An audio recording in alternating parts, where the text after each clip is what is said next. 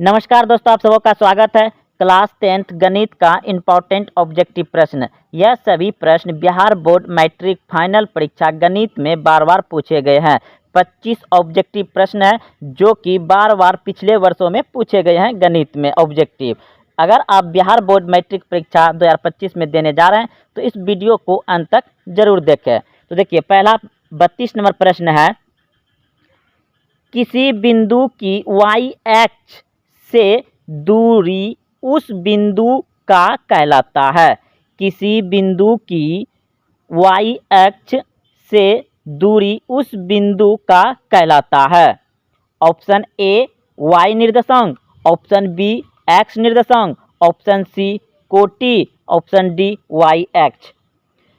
तो जब भी आपको वाई एक्स से दूरी पूछे तो एक्स निर्देशांक होगा, ऑप्शन नंबर बी सही है। अगर आपको एक्स एक्स से दूरी पूछे तो वाई निर्देशांक होगा, जस्ट उल्टा। तो दोस्तों, आप लोग अच्छे से समझ गए होंगे कि जब भी वाई एक्स से दूरी पूछे तो एक्स निर्देशांक होगा, ऑप्शन नंबर बी सही है। अगला प्रश्न देखिए, प्रश्न है बिंदु -8,6 किसी चतुर्थांश में स्थित है। तो आप सभी जानते हैं कि इस तरह से ग्राफ में पहले जो आता है प्लस प्लस, दूसरा आता है माइनस प्लस, तीसरा आता है माइनस माइनस और चौथा आता है प्लस माइनस। तो यहाँ पर क्या है, माइनस प्लस यानी -8,6 इसके साथ छुपा हुआ प्लस है तो आ जाएगा द्वितीय, ऑप्शन नंबर बी सही है, द्वितीय में आएगा, द्वितीय चतुर्थांश होगा। अगला प्रश्न देखिए, सेम वही प्रश्न है, यह भी बिंदु -4,3 की स्थिति किस पाद में है। तो ये भी हो जाएगा आपका द्वितीय, ऑप्शन नंबर बी सही है, द्वितीय। अगला प्रश्न देखिए, किसी बिंदु की एक्स अक्ष से दूरी उस बिंदु का कहलाती है। तो एक्स अक्ष से दूरी उस बिंदु का कहलाती है। जैसे कि मान लिया जाए कि इस तरह से, तो पहला जो है एक्स, दूसरा वाई होता है, एक्स और वाई होता है, तो इसको कहा जाता है भुज और इसको कहा जाता है कोटि। और अगर पूछ दिया जाए एक्स से दूरी तो वाई निर्देशांक, इसको वाई निर्देशांक कहते हैं, इसको एक्स निर्देशांक कहते हैं। तो प्रश्न का उत्तर हो जाएगा आपका ऑप्शन नंबर सी, बिल्कुल सही है, सॉरी बी हो जाएगा कोटि। कोटि कहलाएगा क्योंकि ये भुज कहलाता है पहला वाला, दूसरा क्या कहलाता है कोटि। तो ऑप्शन नंबर बी सही है, कोटि हो जाएगा। अगला प्रश्न देखिए, प्रश्न है यदि tan थीटा बराबर √3 हो तो डिग्री थीटा का मान क्या होगा। यानी पूछ रहा है प्रश्न में कि tan थीटा के जगह पर क्या आएगा जो कि √3 होगा। तो हम सभी सूत्र याद किए हुए हैं कि 60 डिग्री, tan 60 डिग्री का मान होता है √3। तो tan 60 डिग्री कहाँ 60 हो जाएगा, 60 डिग्री यहाँ है, ऑप्शन नंबर सी सही हो जाएगा। अगला प्रश्न देखिए, यही प्रश्न बहुत ही आसान है, बिंदु -3, -5 किस चतुर्थांश में स्थित है। तो माइनस माइनस किस में आता है, तीसरा में, ऑप्शन नंबर सी सही है, तीसरा, ऑप्शन नंबर सी सही हो जाएगा। अगला प्रश्न देखिए, किसी बिंदु की एक्स अक्ष से दूरी उस बिंदु का कहा जाता है। तो भुज, ऑप्शन नंबर ए सही है, भुज। अगला प्रश्न देखिए, दो अक्षों के प्रतिच्छेदी बिंदु को कहते हैं। दो अक्षों के प्रतिच्छेदी बिंदु को कहते हैं तो मूल बिंदु कहते हैं, ऑप्शन नंबर बी सही है, मूल बिंदु। प्रश्न है 9 sec square theta -9 tan square theta बराबर है। 9 sec square theta 9 10 square theta बराबर है। तो आप सभी इस प्रश्न को अच्छे से बनाए होंगे, क्योंकि 9 माइनस आ जाएगा और इधर इसका मान होता है 1, तो 9 गुना 1 बराबर हो जाएगा आपका 9। तो ऑप्शन नंबर बी सही है। ऑप्शन नंबर बी सही है, 9 ही होगा। अगला प्रश्न देखिए, 3, 5, 2, 5, 7, 5, 8, 5 का बहुलक है। तो बहुलक यानी कि जो बहुत बार आए वही आंसर हो जाएगा। तो देख रहे हैं कि 5 सबसे ज़्यादा है, 1 2 3 4 बार 5 है, तो ऑप्शन नंबर सी सही है, 5 हो जाएगा बहुलक। अगला प्रश्न देखिए, प्रश्न है 3, 4, 7, 2, 7, 6, 7, 9 का बहुलक होगा। तो इसमें भी सबसे ज़्यादा क्या है 7, तो ऑप्शन नंबर सी सही है, 7 बहुलक हो जाएगा।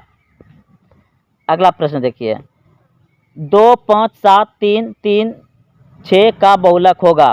तो इसमें ज़्यादा क्या दिखाई दे रहा है आपको, 6 एक बार है, 3 2 बार है, 7 एक बार है, 5 एक बार है, 2 एक बार।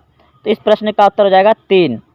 ऑप्शन नंबर बी सही है, 3 हो जाएगा, क्योंकि 3 2 बार है और बाकी सब एक एक बार है, तो ऑप्शन नंबर बी सही हो जाएगा। अगला प्रश्न देखिए, प्रश्न है 1/√2 1, 1/√2 1 क्या है, तो अपरिमेय संख्या है। ऑप्शन नंबर बी सही है, अपरिमेय संख्या हो जाएगा।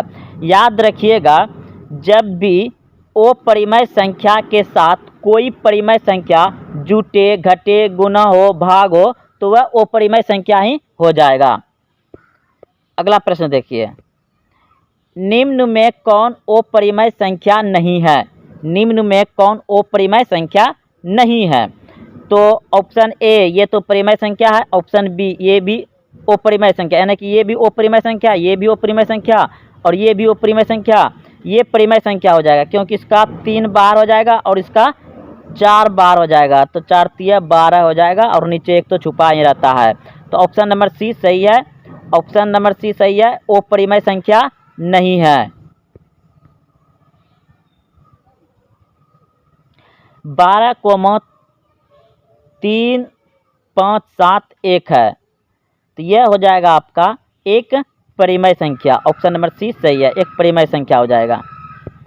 अगला प्रश्न देखिए, निम्न में कौन अलग है। निम्न में कौन अलग है, तो अलग है देख रहे हैं, ये परिमेय संख्या है, ये भी परिमेय संख्या हो जाएगा, क्योंकि इसका 4 बार हो जाएगा और इसका 2 बार हो जाएगा, और ये भी परिमेय संख्या हो जाएगा, क्योंकि इसका 5 बार हो जाएगा, नीचे 9 ये है। तो ऑप्शन नंबर सी सही है, ये अलग है। ऑप्शन नंबर सी सही है, अलग है, क्योंकि ये क्या है, वो परिमेय संख्या। ऑप्शन नंबर सी सही है।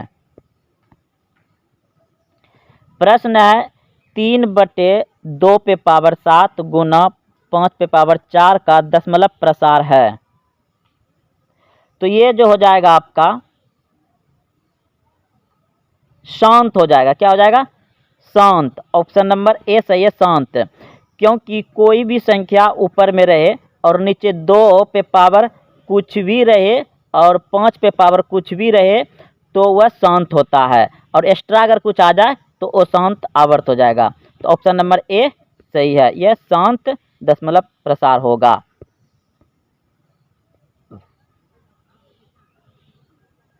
निम्न में कौन अपरिमेय नहीं है। निम्न में कौन अपरिमेय नहीं है,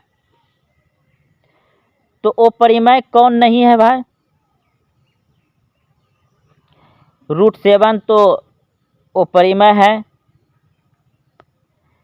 और ये भी आपका अपरिमेय है, ये भी आपका अपरिमेय है, लेकिन ये ऑप्शन नंबर डी जो है अपरिमेय नहीं है। ऑप्शन नंबर डी सही है, अपरिमेय नहीं है, यह कट जाएगा। प्रश्न है निम्नलिखित में कौन परिमेय संख्या है। निम्नलिखित में कौन परिमेय संख्या है। ऑप्शन ए √3 वो परिमेय हो जाएगा, ऑप्शन बी √5/5 ये भी वो परिमेय हो जाएगा, और ऑप्शन कहाँ है भाई, हाँ तो ऑप्शन नंबर सी सही हो जाएगा।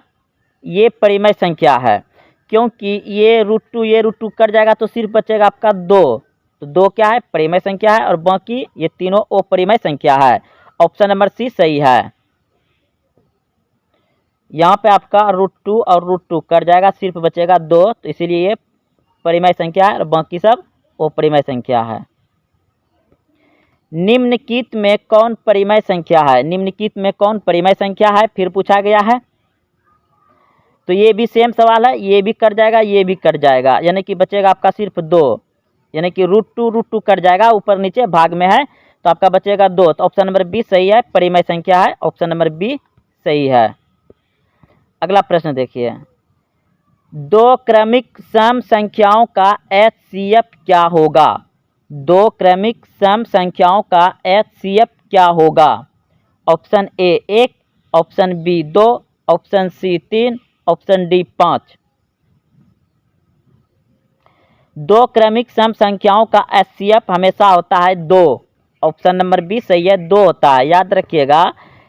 2 क्रमिक सम संख्याओं का HCF हमेशा 2 होता है, ऑप्शन नंबर बी सही है, 2।